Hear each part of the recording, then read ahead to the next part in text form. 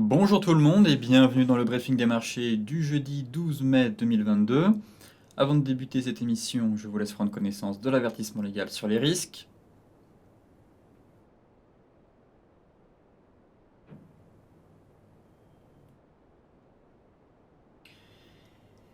Et ce matin, les bourses européennes continuent d'être sous pression après les chiffres publiés hier sur l'inflation américaine, qui ont été jugés, je dirais, un peu décevants. Enfin, on a eu un pic de l'inflation, mais des opérateurs qui s'attendent quand même à ce que la Fed resserre davantage sa politique monétaire. Et par conséquent, on a eu un peu un vent de panique sur l'ensemble des marchés, que ce soit sur le Nasdaq, mais notamment sur les crypto-monnaies. Donc on fera le point juste après dans la partie macro et aussi dans la partie technique. Donc hier, on a quand même fini en nette baisse, notamment pour le Nasdaq, justement, après la publication de données sur les prix à la consommation aux États-Unis, qui ont justement alimenté les craintes des investisseurs à propos de l'inflation et des hausses des taux d'intérêt auxquels pourrait procéder en réponse la Réserve fédérale derrière, à savoir 75 points de base. Maintenant, on a un S&P 500 qui affiche quand même une baisse de 18% par rapport à son record de clôture du 3 janvier dernier. Il n'est pas encore rentré en territoire de bear market, néanmoins il commence doucement à se rapprocher de ce niveau-là.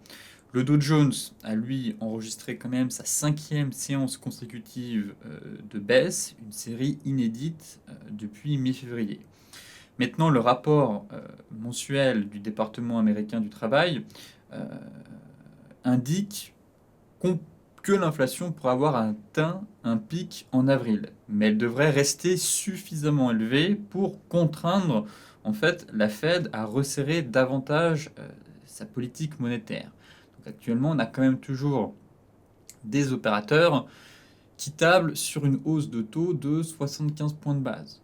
Les probabilités sont à 77% actuellement. Donc, ce qui rend toujours le marché nerveux et ça met les valeurs de croissance et le Bitcoin sous pression. La preuve derrière, le BTC a quand même enfoncé les 30 000 $. Maintenant, l'attention des investisseurs va se porter aujourd'hui sur de nouvelles données sur l'inflation avec la publication des prix à la production aux États-Unis. Ce matin, en Europe, eh bien forcément, on recule en début de séance après la baisse des principaux indices de Wall Street la veille. Les chiffres sur l'inflation aux États-Unis alimentant finalement les inquiétudes concernant le rythme du resserrement monétaire de la Réserve fédérale et surtout son impact sur l'économie, à savoir potentiellement une entrée en récession.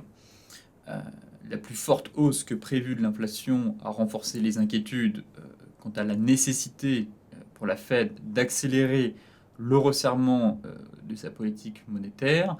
Néanmoins, les marchés imaginent actuellement le pire en matière de politique monétaire, étant donné que Jérôme Powell a quand même écarté l'hypothèse d'une hausse de taux de 75 points de base. Et maintenant, ce qui va être intéressant de surveiller et de guetter, ça va être les données de mai qui seront publiées 5 jours avant la réunion de juin de l'institution. Et une hausse de taux de 75 points de base deviendrait forcément une forte possibilité en cas d'une nouvelle mauvaise surprise. Et si effectivement les prochaines données sur l'inflation montrent qu'on a un recul de l'inflation, même si légèrement supérieur aux attentes, comme c'était le cas hier. Finalement, hier, on attendait 8,1, on a eu 8,3, donc oui, pic atteint, mais ça reste encore un peu léger. Voilà pourquoi les investisseurs sont un peu tiraillés. Si le mois prochain, juste avant la réunion de la Fed, là on assiste véritablement à un recul un peu plus conséquent, forcément ça va rassurer les opérateurs qui price 75 points de base et effectivement Jérôme Powell va garder sa feuille de route et rester à mon avis sur les 50 points de base. Donc là vraiment autant ce mois-ci, on prenait la température, potentiellement pic de l'inflation atteint, autant le mois prochain, là, on va tout de suite savoir dans quel environnement on va baigner et comment la Fed va adopter sa politique monétaire derrière. Donc vraiment, le mois prochain, des données extrêmement importantes pour ajuster le tir sur le rythme du resserrement monétaire de la Fed. Forcément, les craintes des investisseurs sur l'économie les conduisent actuellement à se réfugier vers les actifs jugés les plus sûrs, à commencer par la dette souveraine. Car là, pour le coup, il y a beaucoup de rouge en ce moment sur les marchés, que ce soit sur les cryptos, les actions, les indices, bref, on sent que l'ambiance reste très lourde, qu'on a du mal à rebondir et que les opérateurs actuellement imaginent le scénario du pire. Et effectivement, hier, gros bain de sang sur les crypto-monnaies, aussi le Bitcoin, puisque le BTC est quand même tombé à son plus bas niveau depuis 16 mois. On a enfoncé le fameux seuil des 30 000 $. Je pense que ce phénomène s'est aussi accentué avec, comme vous le savez, l'effondrement de Terra USD, un soi-disant stablecoin qui finalement a 10 pegs, qui est censé représenter la parité au niveau du dollar et a brutalement chuté. Donc plusieurs théories actuellement, on assiste à plusieurs théories. Certains estiment que c'est un Ponzi. Je pense en partie aussi que c'était un Ponzi, vu les rendements et les promesses qui étaient trop belles, mais on a surtout eu une attaque ciblée sur le stablecoin USD de la part de plusieurs gros groupes. Et apparemment, on citerait certains BlackRock et Citadel. Mais bon, derrière, le token Luna s'est complètement effondré. On était encore à 100 $ il y a de ça quelques semaines, même pas, quelques séances même, et on est tombé proche des zéros. Donc derrière, tous les altcoins ont purgé, on a eu des baisses jusqu'à 35-40%, le Bitcoin et l'Ethereum pareil, et finalement, techniquement, on a quand même enfoncé des gros niveaux clés. Bon, ce matin, on a eu une belle mèche, on tente de reprendre un peu de hauteur. Le mal est fait, ça c'est clair. Mais on est venu taper quand même des gros niveaux et on s'est peut-être fait une grosse frayeur. Donc on fera le point dans la partie technique. Mais effectivement, vous voyez que actuellement le drawdown du BTC est d'environ 60%. Et par le passé, on a quand même on a déjà connu des chutes assez vertigineuses, à savoir en moyenne, vous voyez ici, des chutes de 80-85%. Et actuellement, il y a de la place encore, si on doit chuter de 80%, pour aller plus bas. Dont venir chercher les anciens sommets historiques qui étaient à 20 000 $ et prendre appui sur la fameuse moyenne mobile 200. Si on regarde du côté des indices, la performance n'est guère mieux, notamment pour le Nasdaq. Le S&P, ici, je vous disais, vous voyez, on commence doucement à rentrer en territoire de bear market. Bon, 18% de baisse actuellement. Sous pression, à cause du resserrement monétaire, de l'inflation. Pour moi, on a une grosse correction du type A, B, C, et on vient de terminer la vague C actuellement. Donc on arrive sur des gros niveaux de support. Vous voyez que la dernière fois qu'on avait perdu pile poil 20%, le marché était remonté, c'était en 2018, quand Jérôme Powell a décidé de faire volte-face derrière, après plusieurs hausses de taux tout le long de l'année. Les marchés n'ont pas encaissé, je ne me souviens plus si c'était la troisième ou quatrième hausse de taux. Derrière, grosse dégringolade fin décembre. Jérôme Powell fait volte-face en disant qu'en 2019, il n'y aura pas de hausse de taux. Et derrière, le marché est reparti comme en 40. Là, actuellement, la Fed n'a pas prévu de faire volte-face et la purge, en tout cas, se poursuit sur les indices américains. Néanmoins, j'estime que voilà, d'un point de vue technique, on a complété un setup assez important et qu'un rebond à court terme, je précise bien à court terme, pourrait se mettre en place. Bien entendu, on peut toujours aller plus bas, mais en tout cas, j'estime que sur les indices américains actuellement, on a une configuration intéressante et on se trouve vraiment sur des gros niveaux de support. Concernant le Nasdaq, là pour le coup c'est plus compliqué pour lui, mais le setup est pareil. Vous voyez ici cette correction du type ABC, et en plus on a un gros canal baissier qui a été formé. Donc on est venu taper le bas du canal baissier, on est venu prendre appui sur une grosse zone de support, fin de correction du type ABC. Néanmoins on chute maintenant de plus de 20%, 28%. On se trouve un peu à la croisée des chemins sur l'ensemble des indices américains. Par contre, l'ambiance a clairement changé puisque le Nasdaq a quasiment autant baissé que lors du crack de mars 2020. Vous voyez ici, on avait perdu 30%. Actuellement, on est à 28%. Mais l'environnement de marché n'est pas le même. Et ça, c'est quand même très important. Donc oui, on peut aller plus bas. Effectivement, je ne sais pas où est-ce qu'on peut aller sur le Nasdaq. Il y a de la place pour corriger, effectivement. À court terme, je m'attends personnellement à un rebond. Mais effectivement, dans cette ambiance, on peut aller chercher et purger encore un peu plus bas pour revenir tester ces niveaux. Quand on voit que ici, on a corrigé de 28% et là, durant le crack, seulement 30%, effectivement, il y a de la place, puisque la Fed avait pour mission, rappelez-vous, de sauver le marché boursier et l'économie. Alors qu'aujourd'hui, il s'agit de savoir combien de fois elle va encore augmenter les taux. Et quand on voit que les opérateurs anticipent des hausses de taux de 75 points de base lors de sa prochaine réunion, forcément, ils vendent les actifs de croissance. Derrière, il faudrait un contre-pied.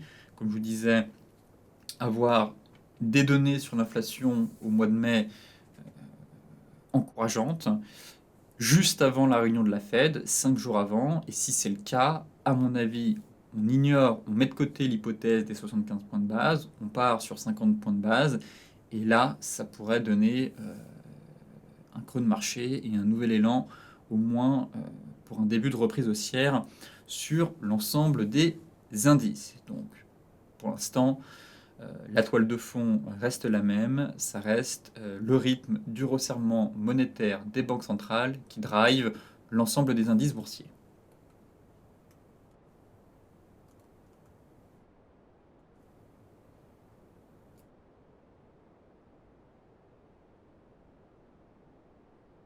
Concernant la partie technique, direction le CAC 40, qui tente tant bien que mal de résister. Pour l'instant, ça reste assez frileux ce rebond. Autant hier, on a eu un beau rebond sur le CAC, effectivement. C'est sûr que si on avait eu des données sur l'inflation en dessous des attentes, ça aurait permis de prolonger ce rebond derrière. On serait venu chercher les objectifs que j'attendais. Là, l'ambiance reste lourde.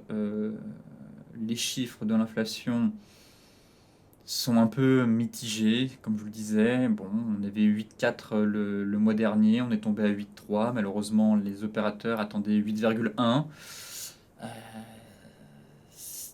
Sans que l'ambiance pèse, que l'inflation, les craintes sur l'inflation finalement persistent, ce qui fait que les indices ont très clairement du mal à reprendre de la hauteur et on reste toujours sous pression.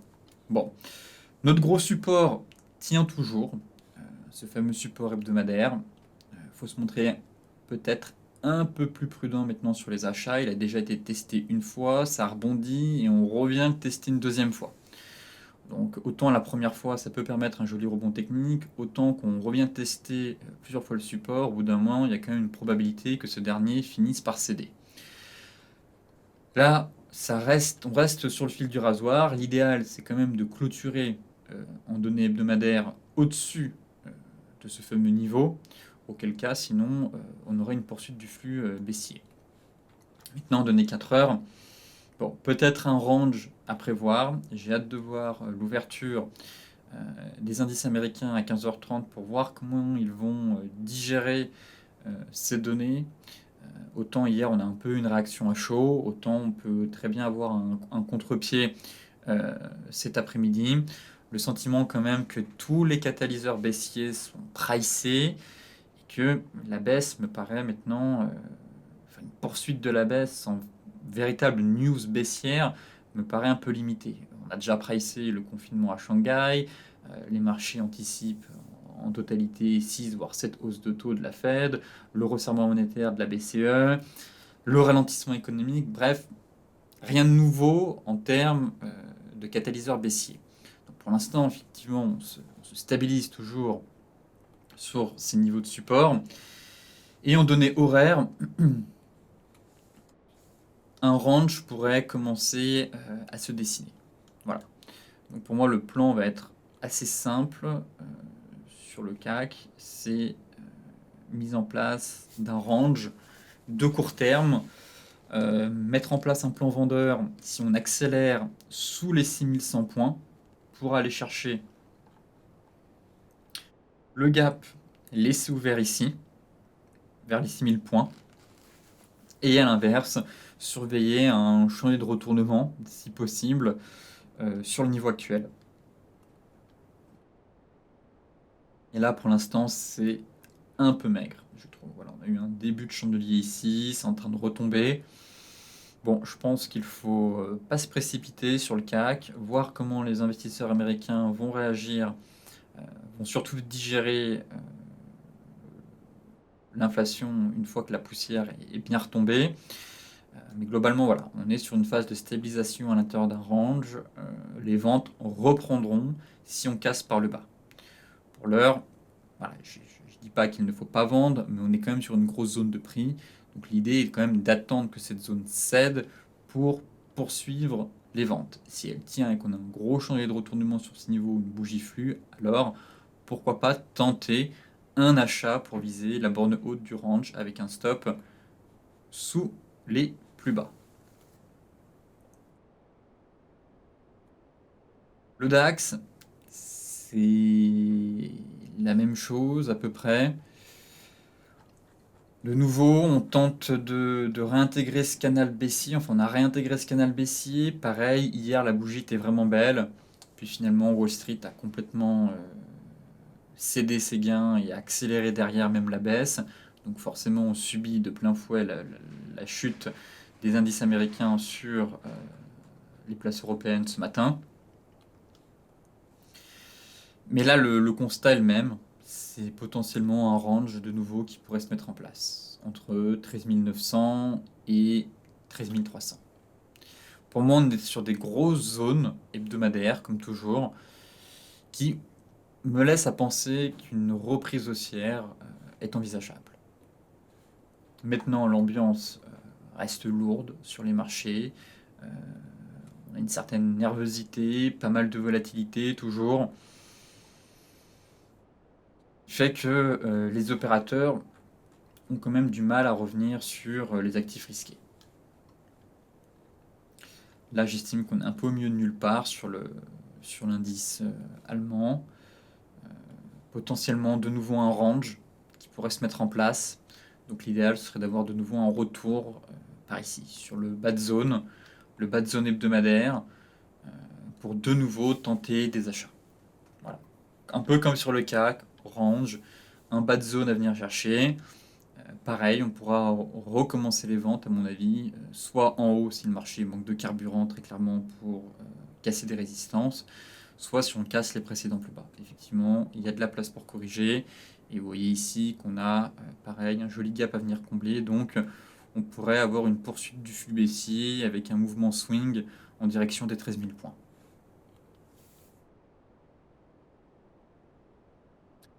Concernant le Dow Jones,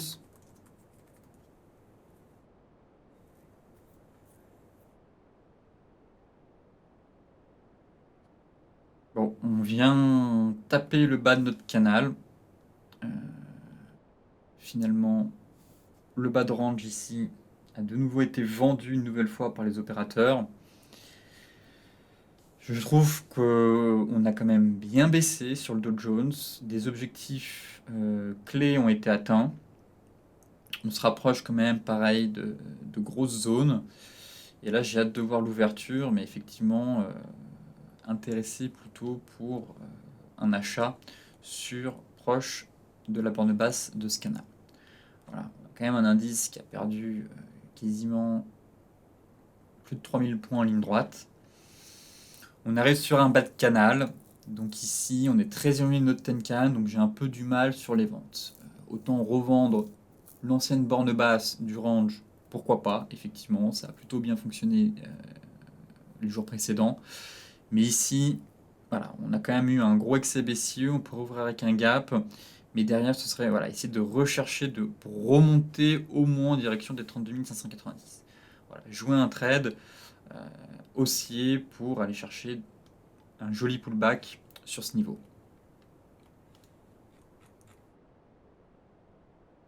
Là, je vais supprimer ce range, cette zone. On va essayer de nettoyer pour rendre le graphique clair et lisible.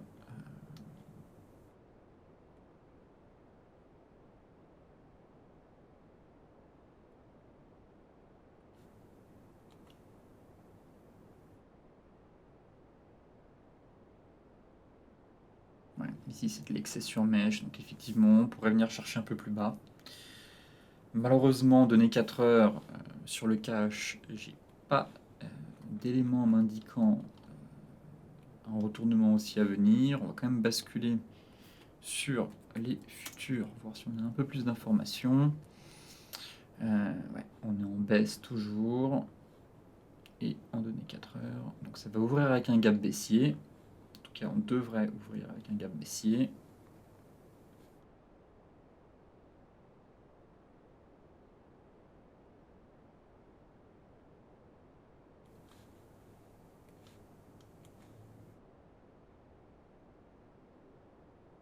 Et on est pile poil dessus.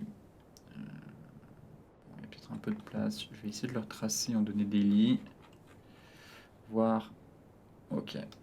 Bon, on est en train de casser. Sur le fil du rasoir, très clairement, vous voyez ici qu'on a notre support. Donc effectivement, j'attends de voir quand même à l'ouverture. Mais si le flux baissier se poursuit, l'objectif c'est d'aller chercher les 31 000. Voilà, encore 300 points plus bas. Avant d'espérer enfin un rebond sur l'indice américain. Là actuellement, il tente de franchir la borne basse de ce canal, à confirmer en clôture, surtout avec l'ouverture. Sur le cash, on devrait ouvrir pile poil sur la borne basse du canal. Effectivement, si ce phénomène accélère derrière, l'objectif, voilà, on a une très belle zone de prix ici, c'est d'aller chercher les 30 000, 31 100, 31 000 points. En revanche, à la hausse, c'est de revenir faire un beau pullback sur l'ancienne borne basse de notre range. Pour l'instant, en données 4 heures, ça reste baissier. J'ai pas de signaux haussiers, que ce soit les bougies ou il y a une divergence. Et en données horaires, c'est exactement la même chose. Donc là, pas de précipitation en tout cas à l'achat. Pour l'instant, les vendeurs gardent la main. Attendons de voir si à 15h30, on a un contre-pied qui permettrait d'avoir un rebond sur l'ensemble des indices. Car effectivement, on a quand même une détente sur les rendements obligataires, notamment le taux à 10 ans.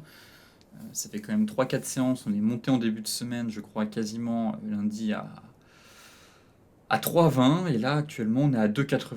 Donc une détente sur les taux pourrait quand même profiter aux valeurs de croissance, et notamment à l'indice Nasdaq. Logiquement, étant donné qu'on a du Apple et du Microsoft dans le Dow Jones, ça pourrait offrir un bol d'air à l'indice pour reprendre un peu d'auteur. Mais pour l'heure, pas de signaux haussiers, ça reste baissier, donc à surveiller à 15h30 si contre-pied du marché et qu'on a un début de reprise haussière. L'euro-dollar accélère sa baisse, on perd quand même plus de 1%, c'est énorme. Cassure du niveau clé. Et là, objectif, c'est d'aller chercher les plus bas ici. Donc pour moi, pas d'achat sur l'euro-dollar avant ce niveau.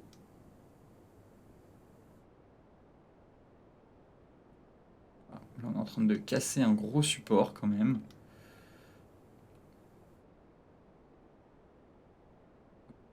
Support, je vais le remonter. Maintenant, ça devient une zone de résistance. Et voilà le prochain niveau à surveiller sur l'euro-dollar. Si je dézoome un peu, ouais, ça coïncide à peu près avec ce point qu'on a là. 1, 0. Si je le trace en vert, ça me donne... Bon, on est pile poil dessus, mais pour moi, on a vraiment une belle accumulation de mèches ici. Il faudrait dézoomer et essayer de voir ce que ça a donné par le passé. Ok, donc c'était surtout les clôtures et que c'est sur mèche. Bon, une zone un peu large, effectivement. Je pourrais l'élargir ici. Voilà la deuxième zone.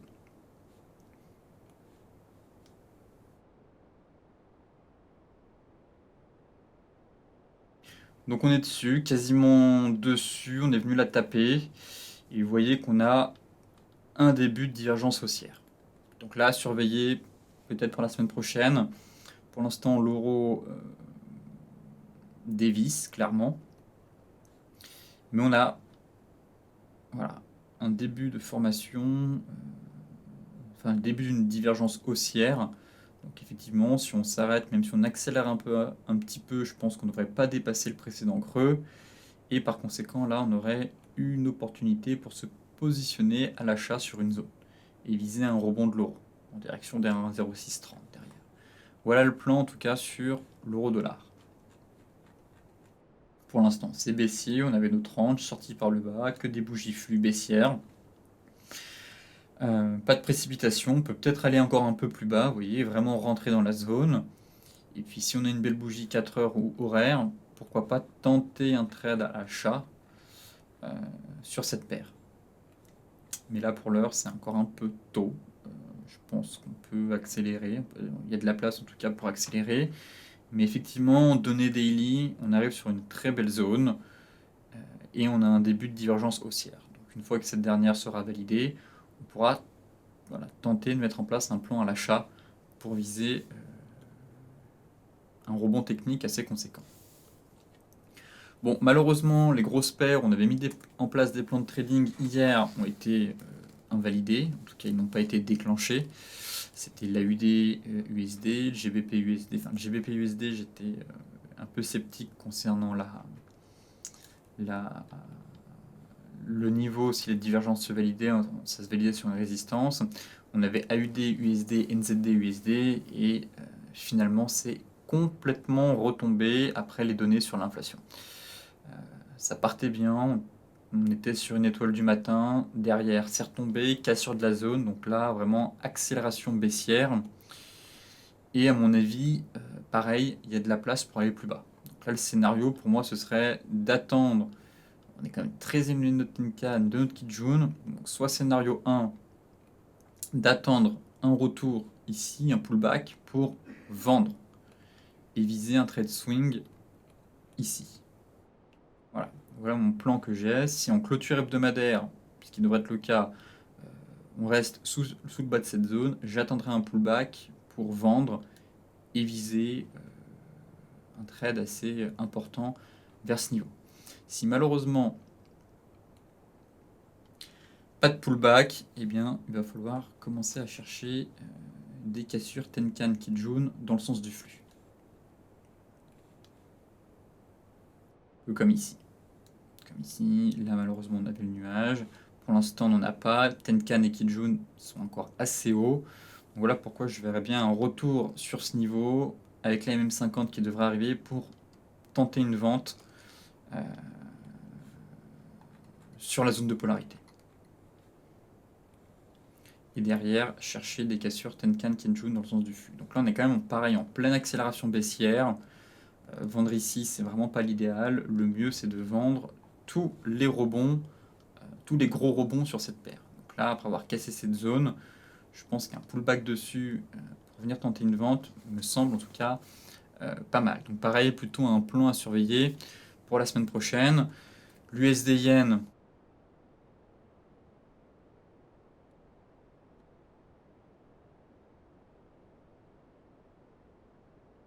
tente de valider la divergence. En tout cas, elle a été validée, enfin, elle est validée là, elle est en cours de validation, mais je trouve que le ratio va pas être terrible.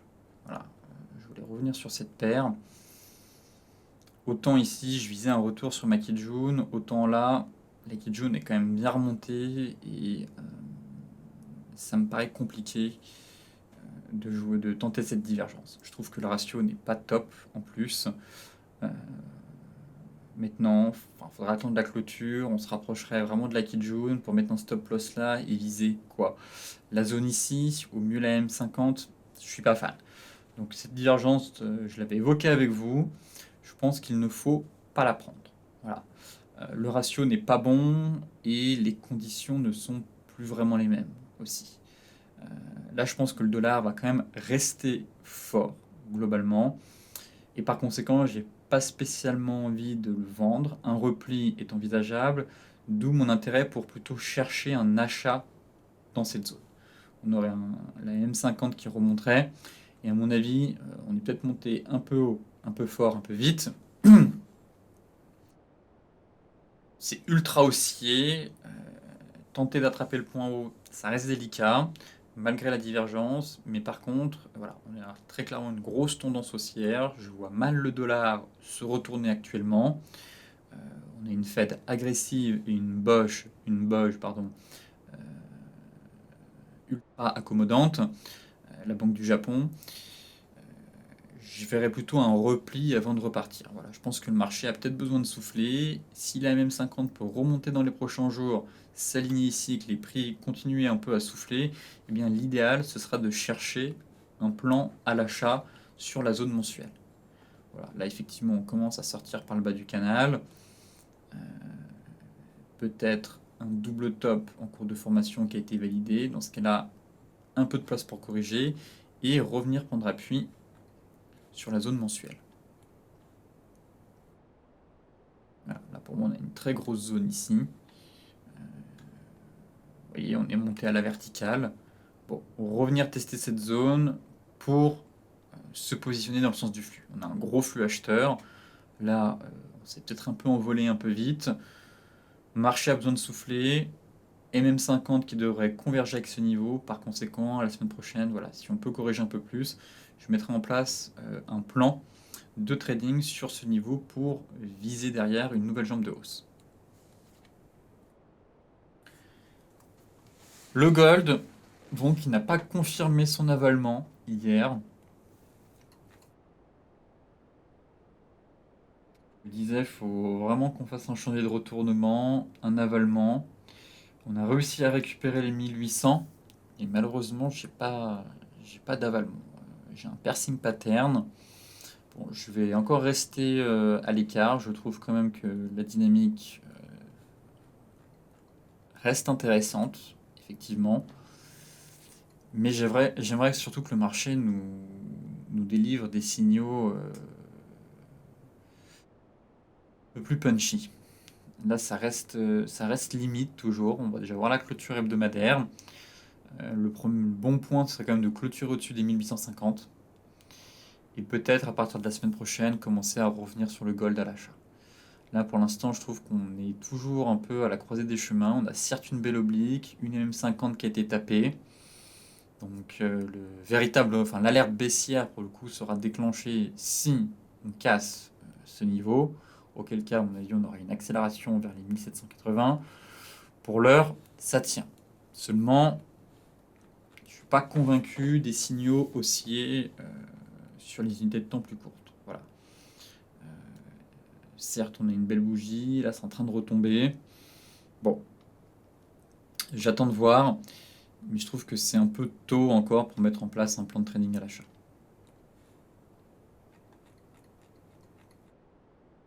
Les 4 heures, vous voyez, on avait ce range, pullback, ça retombe. Je suis pas fan de la configuration à court terme. Autant la configuration à long terme, elle me plaît plutôt bien. Mais maintenant, il faut qu'on casse des résistances en fait.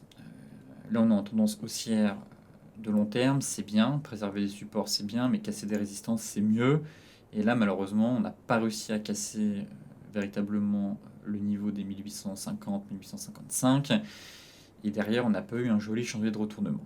Donc je trouve que c'est encore un peu tôt. Et ce serait dommage de se prendre de nouveau un stop si le marché au final continue sa dégringolade. Donc je préfère rester à l'écart, ne pas mettre en place un plan tant que je n'ai pas plusieurs conditions qui sont vraiment réunies euh, pour augmenter les chances de succès.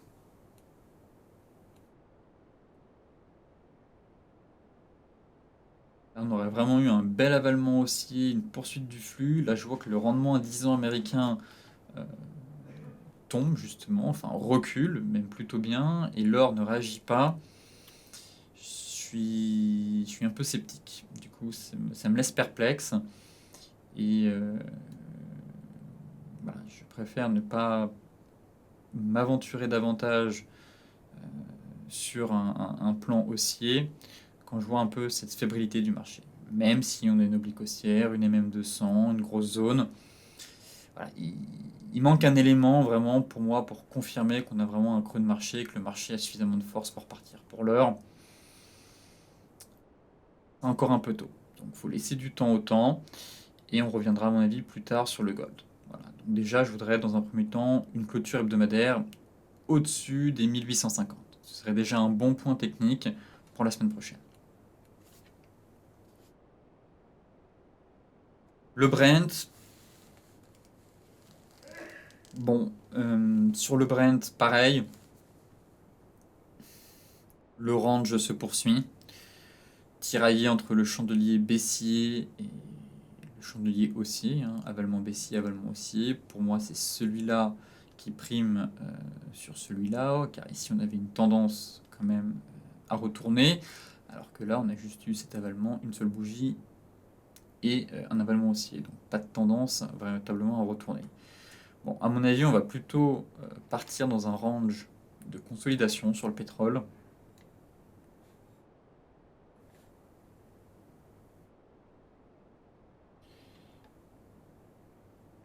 Tout le scénario que j'ai actuellement.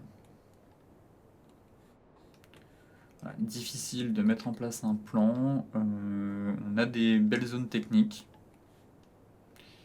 À la hausse, à la baisse. Le milieu de range ici.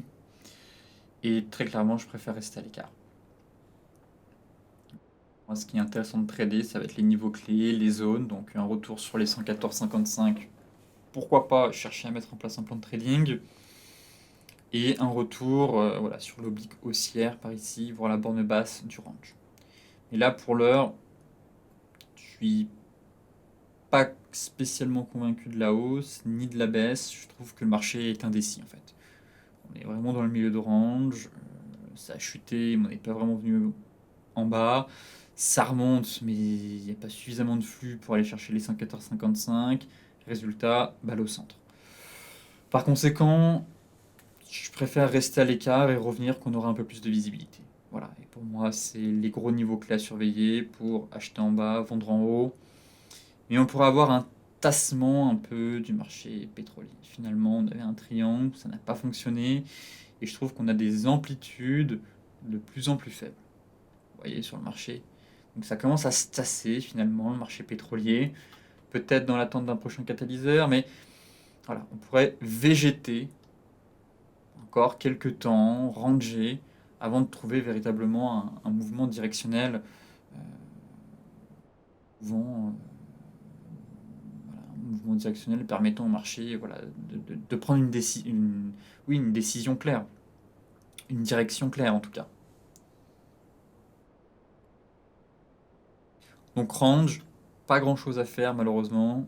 Baisse de la volatilité, baisse des oscillations, des mouvements d'amplitude. Bon, et on a quand même plus d'actions sur le forex et sur les indices en ce moment.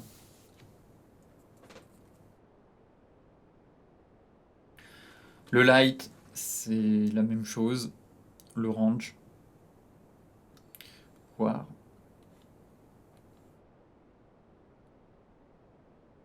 Est-ce qu'on n'aurait pas un canal haussier? Si.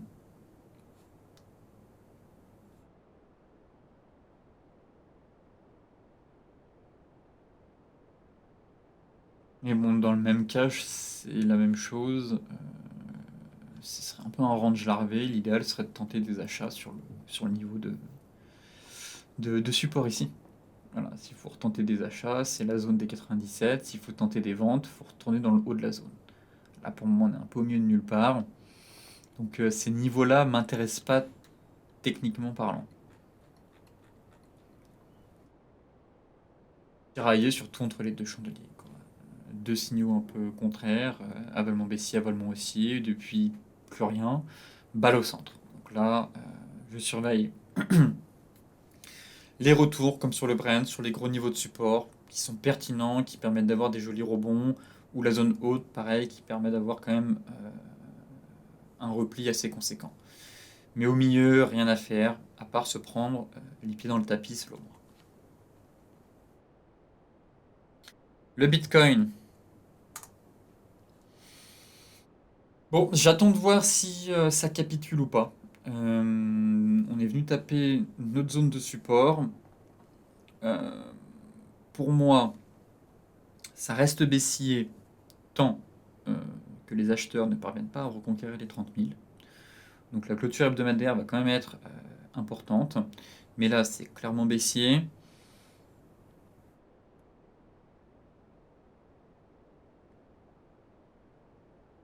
En données hebdomadaires, on va pas se mentir, mais ça se dégrade. Voilà. Ça se dégrade, les vendeurs enfoncent le clou. Si on se fait une grosse mèche basse et qu'on réintègre dimanche soir ce niveau, ça peut être intéressant pour derrière. Vraiment, ça montrerait que le marché a finalement capitulé et que les acheteurs se montrent présents. Et là, on pourrait commencer à opérer à l'achat. Là, pour l'heure, c'est un peu tôt. C'est un peu tôt et on n'est pas venu combler le gap sur les CME. Vous voyez, il y a de la place encore. Enfin, il manque pas grand-chose, hein. Mais on est venu, on l'a comblé partiellement. Et je m'attends vraiment à ce que ce gap soit comblé, à mon avis. Donc là, pareil, à surveiller. Les vendeurs qui veulent tenter une vente sur pullback ici pour venir chercher complètement le comblement du gap, pourquoi pas? Ça peut être un plan aussi intéressant. En tout cas, c'est ce que je surveille sur le BTC. Soit grosse mèche, excès, on réintègre le bas de range sur mèche avec enfin excès sur mèche pour venir chasser tous les stops qui étaient trop proches. On vient chercher de la liquidité, on remonte, on clôture en données weekly au-dessus du range, au-dessus de la borne basse. Dans ce cas-là, signal fort de la part des acheteurs et donc on cherchera de nouveau des achats, notamment pour venir combler le gap qui a été laissé ouvert ici. Ce serait la cible, la première cible à aller chercher. Vous voyez, ce serait à peu près ça le plan. Maintenant, si les acheteurs ne montrent pas de force, qu'on a juste un pullback et que derrière ça ne tient pas, et bien pourquoi pas mettre en place un plan vendeur pour venir jouer une nouvelle jambe de baisse et combler le gap laissé ouvert ici. Voilà. Ensuite, il y en a un deuxième qui est laissé ouvert, c'est vers 18 000 $. Donc voilà pour moi les deux gros niveaux. Et entre-temps, on a la MM200. La MM200 sur le spot. Donc effectivement, trois niveaux clés, comblement du gap, MM200, proche des sommets historiques à 20 000, et pourquoi pas faire une petite frayeur excès sur mèche pour venir chercher le comblement du gap. Voilà le plan que j'ai actuellement sur le Bitcoin. Si on prend l'Ethereum maintenant, c'est mieux. Autant sur le BTC, c'est borderline, autant sur l'Ethereum, voilà, on a une très belle zone de prix ici. Et pour moi, c'est le dernier rempart. Voilà, sous ce niveau, ça va être compliqué. Voilà. Autant le BTC a enfoncé ce niveau, les plus bas du mois de juillet, du mois de mai, autant l'Ethereum tient toujours. Faire une belle mèche, il ne faut pas qu'on aille plus bas. Voilà, là on a quand même une grosse correction. Je trouve quand même qu'on a bien purgé entre hier et avant-hier. Là, on est en train de faire une belle mèche. Parfois, ça peut être un signe justement de capitulation de la part du marché. Vous voyez, comme ici, toutes les longues mèches derrière, c'était reparti. Là, on est en train de faire le même schéma, comme ici, une longue mèche basse, longue mèche basse. Il faut qu'on remonte encore un peu plus haut. Il faut qu'on remonte plus haut, clairement, pour permettre d'affirmer qu'on a eu un creux de marché à court terme. Et là, l'élément intéressant, pour celles et ceux qui ont peut-être tenté des achats ici, c'est la divergence. Là, pour le coup, on a une divergence haussière. Donc, pareil, cette dernière sera à confirmer ici, vous voyez. Voilà. Donc là, il faut casser ce niveau, remonter au-dessus des 2000, et ça confirmerait au moins cette divergence haussière, ça permettrait de retourner chercher les 2400, 2400. Voilà le plan. Donc pour moi, très intéressé pour chercher des achats ici, très clairement, si on est amené à retourner. Peut-être que certains ont tenté, effectivement, sur les anciens plus bas, de mai 2021, juin, juillet. Donc effectivement, c'est une très belle zone. Celles et ceux qui ont tenté des achats, mettez-vous à break-even. Et maintenant, pour transformer l'essai et confirmer un début de reprise haussière, voilà, il va falloir casser les 2000$ et confirmer notre divergence haussière. Et sur le Bitcoin, j'ai pas regardé en données 4 heures. Ah si, c'est intéressant aussi. Donc là, pareil. Ne vous amusez pas à shorter les 30 000$ si la divergence est validée. Juste ici. Voilà. Et là, pareil. Pour le coup, pour que la divergence soit pertinente, il faudrait qu'on repasse, qu'on réintègre les 30 000. Si on valide la divergence, on accélère, on réintègre les 30 000, alors là, on pourra viser le comblement du gap qu'on a vu sur les contrats CME. Si pullback, divergence, pas validé, ça manque de flux, dans ce cas-là, mettre en place une vente pour aller chercher le comblement du gap sur les contrats CME. Voilà, grosso modo, les grandes lignes sur les crypto-monnaies et les plans à mettre en place en fonction des niveaux de prix qu'on pourra atteindre dans les prochaines heures ou les prochains jours.